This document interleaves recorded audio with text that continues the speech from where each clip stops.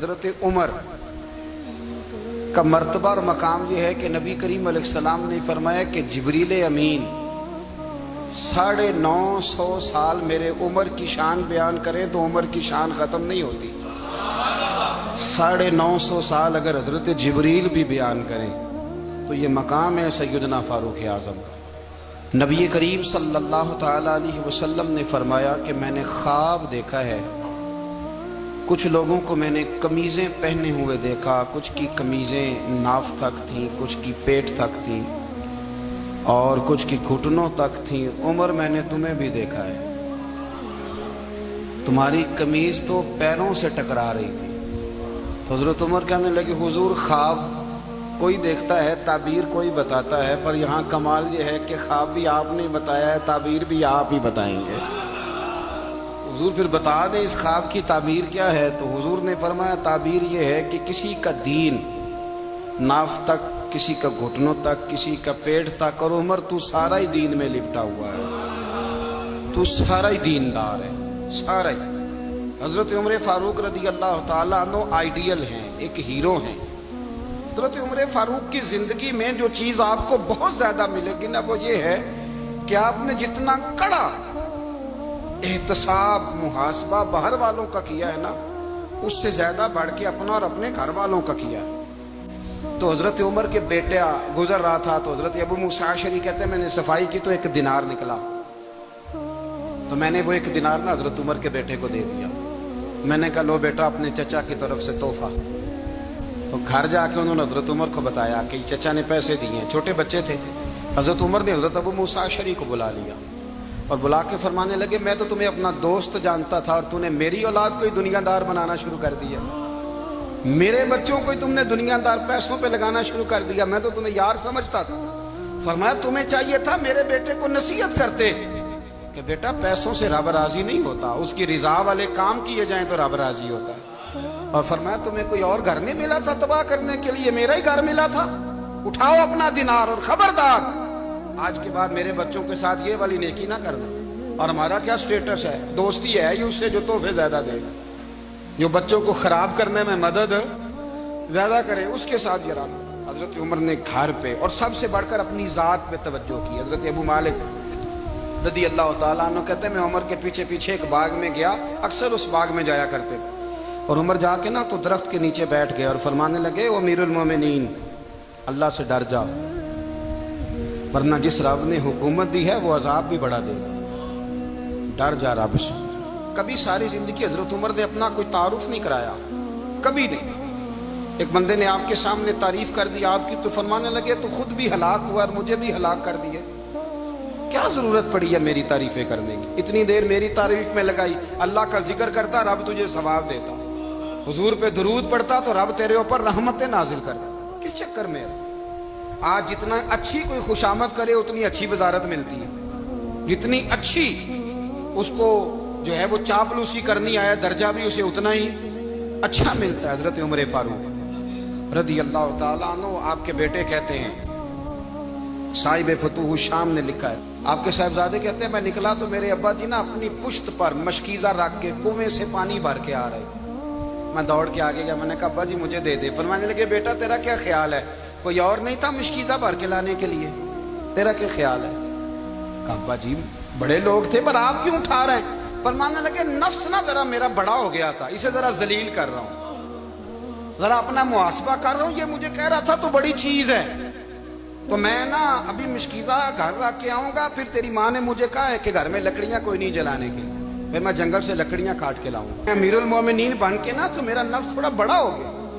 اب یقین کریں ہمارا آزما خراب ہو جاتا ہے جب تک ہمارا تعارف صحیح نہ ہو، ہمارا تعارف ٹھیک نہ ہو، میں یہ ہوتا ہوں میں وہ ہوتا ہوں. چھوڑ مٹی دیں تے مٹی رہنا ہی، مٹی دیں تے مٹی دیں تے مٹی رہنا ہی. ایویں کادی بلے بلے اج مٹی دے اتے بندیا تے کل مٹی دے تھلے، مٹی دیں تے مٹی رہنا ہی. کادی بلے مجھے پوچھ لو، مجھے جان لو، میرا نام لے لو، میں بھی آیا ہوں، میں بھی ہوتا ہوں، میرا بھی یہ تذکرہ ہے. جس کو اپنا تعارف کرانا پڑ گیا اس سے بھی زیادہ کمزور کوئی ہے؟ فوٹو میں دکھاتا پھرتا ہے فلانے کے ساتھ فوٹو فلانے، تو کمزور بندہ یہ کام کرتا. حضرت عمر فاروق अल्लाह अकबर। हजरत उमर जैसा बंदा, 24 लाख मुरब्बा मील का हुक्मरान, और शाह रूम को खत लिख के कहता है मैं मिन्नत नहीं करता, मैं हुक्म देता हूं। ना तगड़ा बंदा। जंगे कादसिया के लिए हजरत साद बिन नबी वकास को भेजा, फतूह शाम पढ़ के देखें। हजरत उमर बड़े परेशान हैं, इतने दिन हो गए कोई रिपोर्ट ही नहीं आई। अब तो मोबाइल है ना, तो एक एक मिनट की रिपोर्ट लें आप, बल्कि आप एक एक मिनट की फोटो लें आप, रिपोर्ट तो दूर रह गई। हजरत उमर फारूक रदी अल्लाह ताला अन्हु बड़े परेशान है कि कादसिया में हजरत साद बिन नबी वकास के साथ लोग जिहाद करने गए, रिपोर्ट कोई नहीं आ रही। इतने परेशान थे कि बाहर निकल के ना उस रास्ते पे बैठ जाते जो रास्ता कादसिया की तरफ से आता था। जो भी आता जाता पूछते जंग के क्या हालात है। उधर जब अल्लाह ने फतह दे दी ना, तो हजरत साद बिन नबी वकास रदी अल्लाह ताला अन्हु ने एक कासिद को खत दे के भेजा, कहने लगे उमर के पास जाओ, उन्हें इत्तला दो कि अल्हम्दुलिल्लाह अल्लाह ने इस्लाम को फतह अता कर दी। ये हजरत उमर को जाके देना, वो बड़े परेशान होंगे। वो जो उस जमाने में इस तरह होता था कि कई दूर दूर से सहाबा जो दूसरे शहरों के मुल्कों के रहने वाले होते थे, वो भी आके शामिल हो जाते थे जिहाद में। कोई एक दफा मदीने आया, कोई 2 दफा आया, फिर अपने अपने इलाकों में। बहुत सारे लोगों ने ज्यादा दफा हजरत उमर को देखा भी नहीं था। वो जो कासद खत लेके आया था ना, उसने एक आध दफा देखा था, हजरत उमर बूढ़े हो गए, वो पहचानता नहीं था। उधर से वो खत लेके आ गया। हजरत उमर मदीने से बाहर निकल के उस रोड पे बैठे थे जो कादसिया से आता था। जब उस आदमी को आते देखा तो हजरत उमर उठ के खड़े हो गए, फरमाने लगे कादसिया से आ रहे हो? वो क्या कहता है, फटे पुराने कपड़े, टूटे हुए जूते, सर पे पुरानी पगड़ी। कहने लगे गुलाम मदीने के रहने वाले हो? हजरत उमर कहने लगे हाँ मदीने का हूँ। कहा मैं कादसिया से आया हूँ, अल्हम्दुलिल्लाह अल्लाह ने इस्लाम को फतह दे दी है, अल्हम्दुलिल्लाह कुफर की कमर टूट गई है। उसने ये बात करके तो घोड़े को एड़ी लगाई, घोड़ा दौड़ने लगा मदीने के। हजरत उमर भी साथ साथ दौड़ रहे। फरमाने लगे अच्छा बताओ खालिद बिन वलीद का क्या हाल है? थोड़ा आगे जाके फरमाने लगे उसामा बिन ज़ैद कैसे है? वो कहते ठीक है। फिर उसने और घोड़ा, उमर साथ साथ दौड़ रहे हैं, साथ साथ। 24 लाख मुरब्बा मील का हुक्मरान, एक जूता पैर से निकल गया, उमर दौड़ रहे हैं। आगे जाके पूछते हैं साद बिन नबी वकास का क्या हाल है? कहा हुजूर वो भी ठीक है। कितने लोग मेरे शहीद हो गए मुसलमानों में से? कहने लगा सही गिनती का नहीं पता, ये लफ्ज अदा होते होते मदीने की सरहद आ गई। लोगों ने उमर को घोड़े के साथ दौड़ते देखा तो कहा अमीरुल मोमिनीन क्यों दौड़ रहे हैं? वो गुलाम छलांग लगा के नीचे आया, कदमों में बैठ गया। कहने लगा हुजूर आपने बताया ही नहीं आप अमीरुल मोमिनीन है। आप फरमाने लगे क्या बताता? मैं तो ऊंट चलाने वाले का पुत्र हूं, क्या बताता? वो उमर हूं जिसने अपने गुनाहों का हिसाब देना है। क्या बताता? जो साद बिन नबी वकास को जिहाद पे भेज के खुद बुज़दिलों की तरह घर में बैठा है। क्या बताता? कोई हैसियत नहीं, कोई तार। तूने अच्छा किया, तू तो मुजाहिद था, मुझे साथ साथ दौड़ाया, तूने अच्छा किया। जितने लोग थे चीखे मार के रोने लगे। हजरत फारूक आजम से कहने लगे उमर जब तक तेरे जलवे रहेंगे अल्लाह कामयाबियां ही अता फरमाएगा, जब तक तेरा रंग रहेगा अल्लाह ताला नवाजता ही रहेगा। कुछ नहीं, कभी अपना आप जाहिर ही नहीं किया। बहुत बड़े थे, बहुत बड़े थे हजरत उमर, बड़े थे। हजरत अबू राफे गुलाम थे, कुरान पाक बड़ा सोना पढ़ते थे। हजरत उमर जब भी उन्हें मिलते कहते अबू राफे तो उमर से अच्छा है, कुरान बड़ा शानदार पढ़ता है। तो वो कहते हुजूर अगर मैं कुरान सही पढ़ता हूं तो आपको कुरान की तशरीह ज्यादा सही आती है, आप भी तो मुझसे अफजल हैं। तो आप फरमाते नहीं फिर भी तो मुझसे अफजल है। क्यों?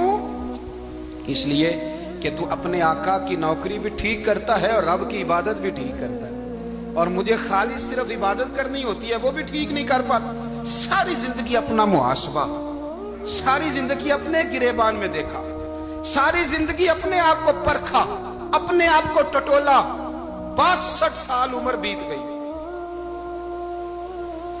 हजरत हुज़ाफा बिन यमान एक सहाबी थे, मेरे नबी करीम अलैहिस्सलाम ना उनसे राज की बातें करते थे। हर बंदे का आज़मा ठीक नहीं होता, सबसे राज की बात नहीं करनी चाहिए।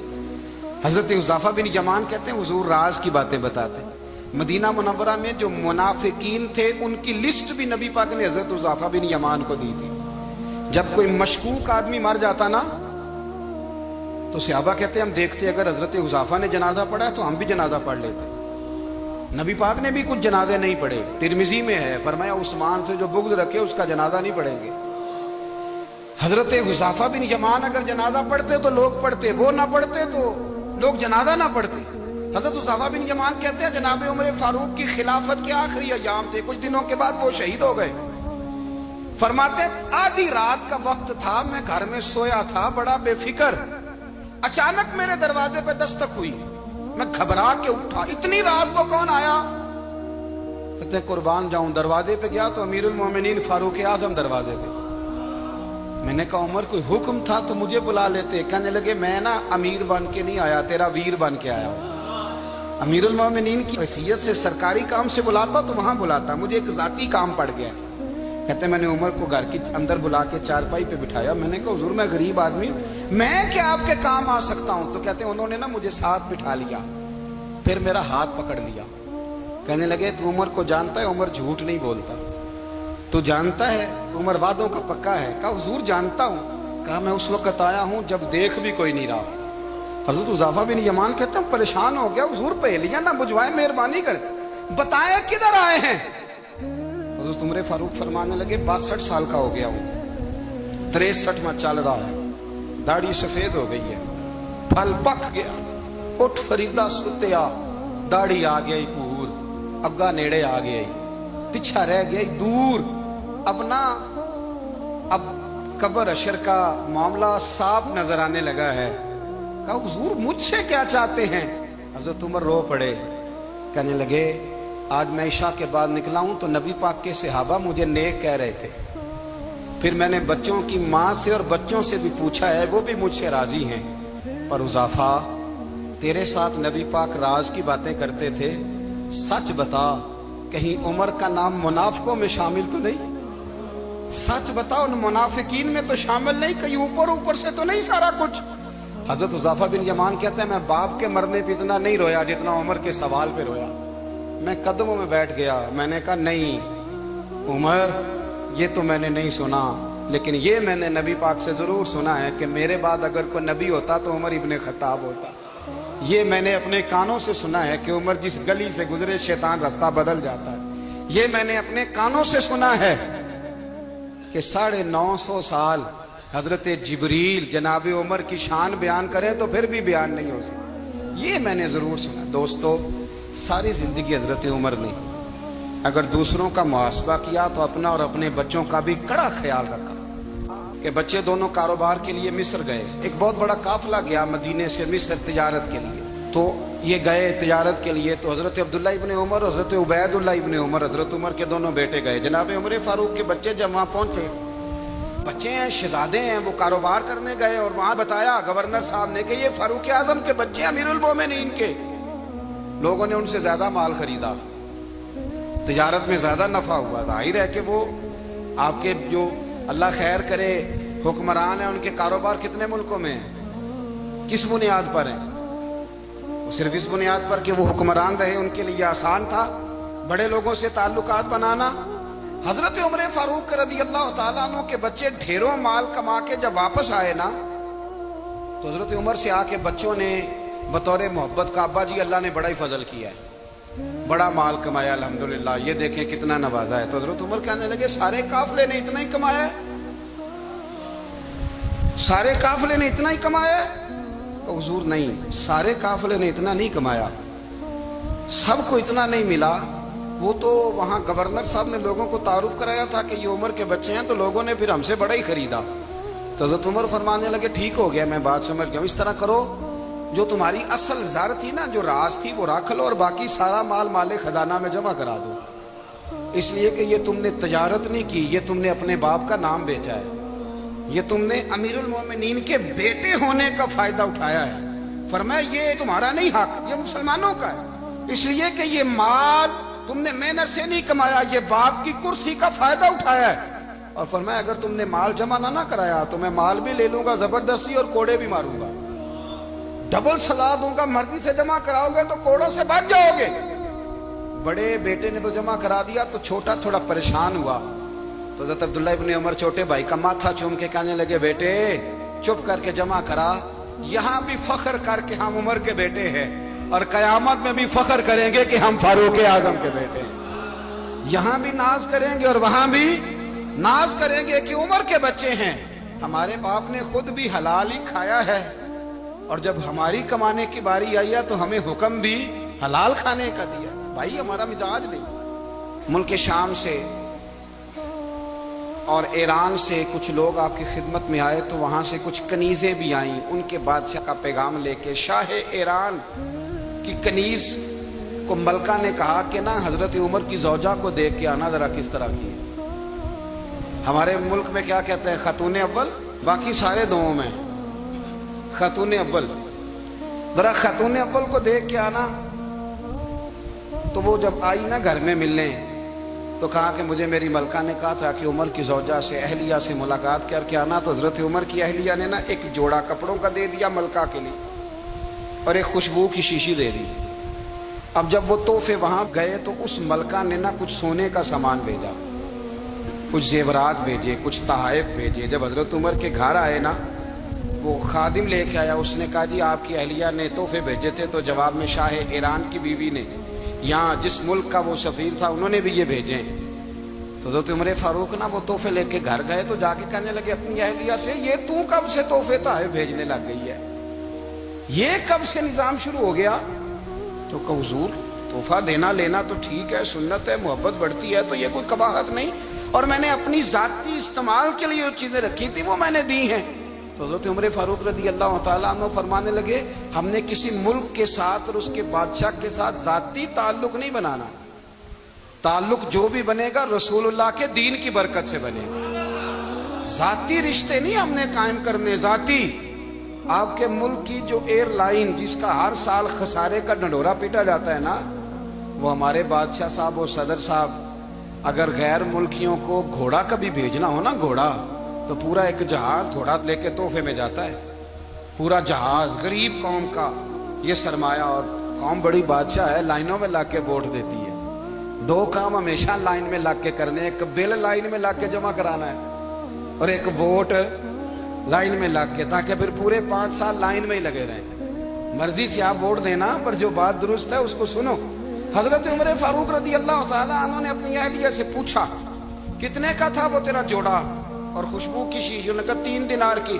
فرمایا یہ 3 دینار تیرے، اور باقی جو تحفے آئے ہیں وہ تو خود کہہ، چونکہ اس نے تیرے نام بھیجے ہیں، تو کہہ کہ میں مال غنیمت میں دیتی ہوں، تو کہہ میں مسلمانوں کو کہہ۔ تو زوجہ ہنس پڑی، کہنے لگی میں نام بھی کہوں تو مجھے کہنا تو پڑے گا ہی، کہنا تو میں نے ہے ہی، کیونکہ سامنے عمر فاروق ہیں، لہذا فرمایا کہہ دیتی ہوں میں نے دیا خزانے کو۔ حضرت عمر نے جمع کرا لیا۔ میں یہ کیا بات ہے؟